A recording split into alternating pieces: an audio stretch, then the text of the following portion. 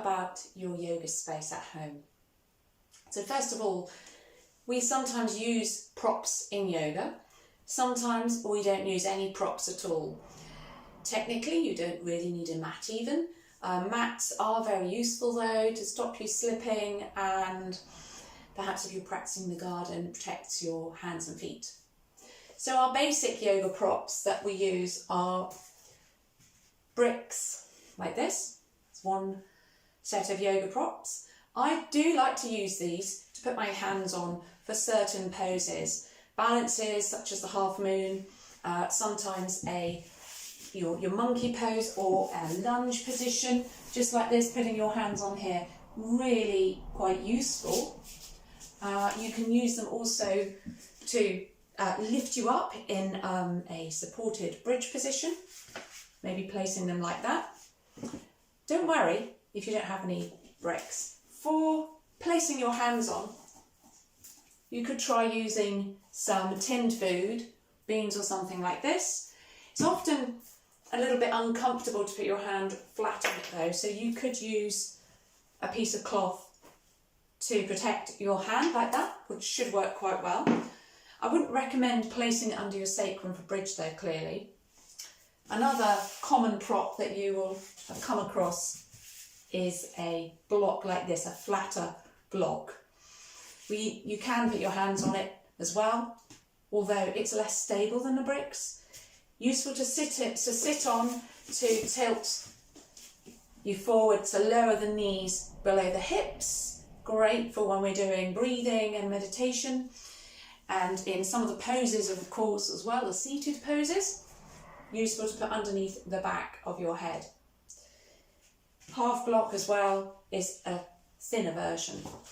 So you can use a folded blanket. That's great as a substitute for a block. You can have a thicker one obviously than that perhaps. You could use a cushion or two, something like that.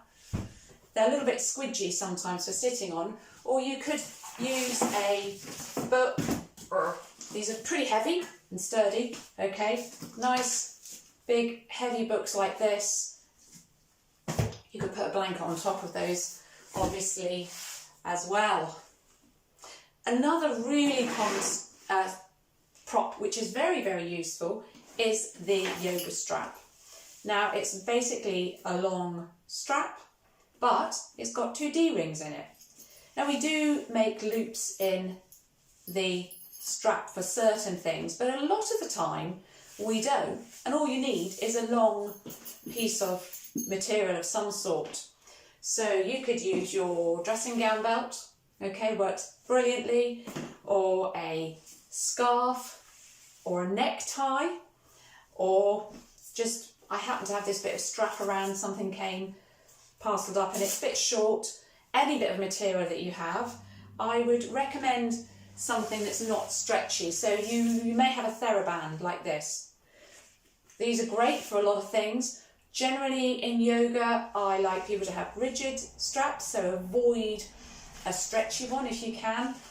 I did have a student who would cycle on his bicycle to the class, and he decided he would improvise with a bike tube, a bicycle inner tube, which was not as stretchy as this, a little bit stretchy, and I just thought it was a great improvisation, so I didn't say anything about it being stretchy. So those are your main props, okay? You may have a meditation cushion that you can sit on.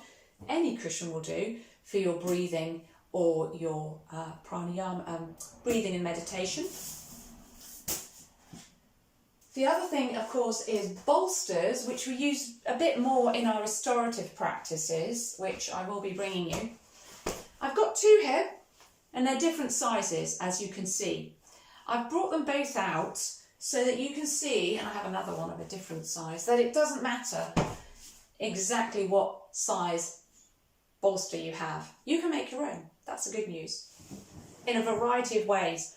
So I happen to have this big old cushion that I can fold up tightly and secure with maybe 3 safety pins bring it really tightly together. Maybe also put it inside a pillowcase and you can safety pin that together too. You can fold up several blankets. Clearly this is a bit skinny, so you could roll up some blankets, again secure them, pop them in a pillowcase, wrap that up too. If you have another yoga mat or someone in your house has a yoga mat that you can use, roll it up really tightly and then maybe take your blanket or a towel or several even and roll it to make quite a firm bolster. I would actually put a bit more padding on this, it's not quite enough.